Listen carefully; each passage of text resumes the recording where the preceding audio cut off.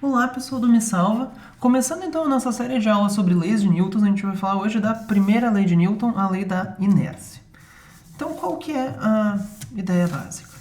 O enunciado da lei da inércia é mais ou menos o seguinte.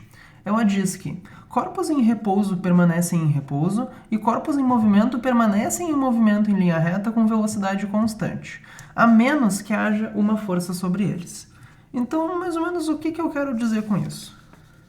A ideia básica seria mais ou menos assim. O que a gente está falando? Então, a menos que uma força haja sobre eles. Em uma situação, então, em que eu estou sem forças, que não há forças agindo sobre o corpo, um corpo que está em repouso, que está parado, vai continuar parado. O que faz sentido, né? Tem uma coisa parada, eu não faço nada com ela, não estou empurrando nem puxando, não estou fazendo forças, ela vai continuar parada. A parte que talvez pareça um pouco menos intuitiva é o seguinte. Se eu tenho um corpo que está se mexendo, e eu não faço nenhuma força nele, ele vai simplesmente continuar se mexendo com a mesma velocidade em linha reta. Ou seja, eu tenho aqui um carrinho que está andando para frente, sei lá, com uma certa velocidade de, por exemplo, 2 metros por segundo. Se eu não fizer nada com ele, nem empurrar, nem puxar, ele só vai continuar andando sempre a 2 metros por segundo em linha reta. Pode parecer meio estranho isso, de que se eu não faço nada com o corpo, ele só continua andando, né? Na vida real, a gente está acostumado que a gente empurra alguma coisa e ela para. É que eu não tô... Quando a gente empurra uma coisa no dia a dia, a gente não está falando de uma situação sem forças, né?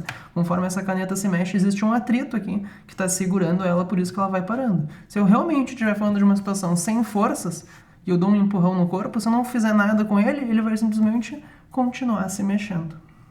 Ou seja, o que a gente conclui? Que força, na verdade, não está relacionada com ter... Enfim, a força não é necessária para manter um corpo em movimento. A força está relacionada sempre com mudar uma velocidade. A gente precisa da força quando a gente quer sair do repouso ou quando a gente não quer que a velocidade seja constante. Claro, aqui na verdade só estou falando de uma velocidade constante e zero, né? A gente precisa da força, então, para mudar uma velocidade, não para que ela continue existindo. Se eu estou realmente sem forças, a velocidade simplesmente se mantém. Eu preciso da força para modificar essa velocidade, ou seja, para produzir uma aceleração, que nada mais é do que uma mudança de velocidade.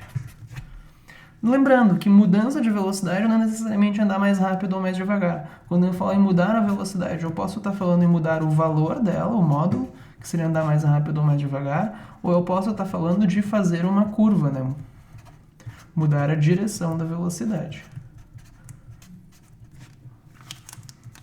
Lembrando também, gente, então que força, só para destacar, não é necessária para que haja um movimento. Eu preciso de uma força para mudar o movimento. A força é o agente que modifica a velocidade. Então, no fundo, a primeira lei de Newton, a lei da inércia, define força. Ela te diz que força é o agente que tu precisa para modificar uma velocidade.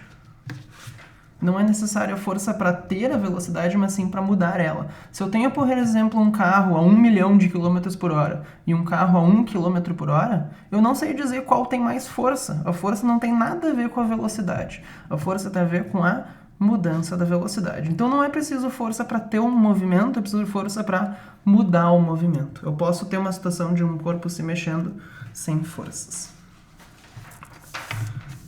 Resumindo aqui, então, a gente pode dizer que a inércia nada mais é do que a tendência, então, de manter o repouso ou o MRU. Se eu quero sair do repouso ou sair do MRU, isso vai ser uma situação forçada, eu vou precisar de uma força para isso. A inércia, então, está relacionada com a dificuldade de mudar o movimento. Eu preciso de uma força para modificar o movimento. E o que vai influenciar no quanto de inércia um corpo tem? O que torna difícil mudar o movimento desse corpo? Na verdade, é a massa. A inércia de um corpo é sempre proporcional à massa. Se eu dou um empurrão numa formiga e no elefante, o elefante se mexe menos, porque o elefante tem mais inércia. É mais difícil mudar o movimento dele.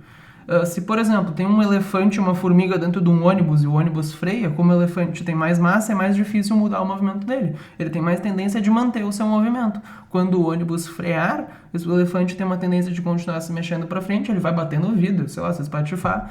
Por isso que a gente precisa também do cinto de segurança, né? Está relacionado com a inércia. Quando o ônibus freia, não é que o ônibus não empurre para frente. É só que existe uma tendência de manter o movimento que a gente tinha. Quando o ônibus parou, se nada fizer a gente parar, a gente precisa de uma força para mudar esse movimento e passar de movimento para parar, a gente vai simplesmente continuar se mexendo e passar pelo para-brisa, enfim, se machucar. Por isso que a gente precisa do cinto de segurança, está relacionado com a inércia.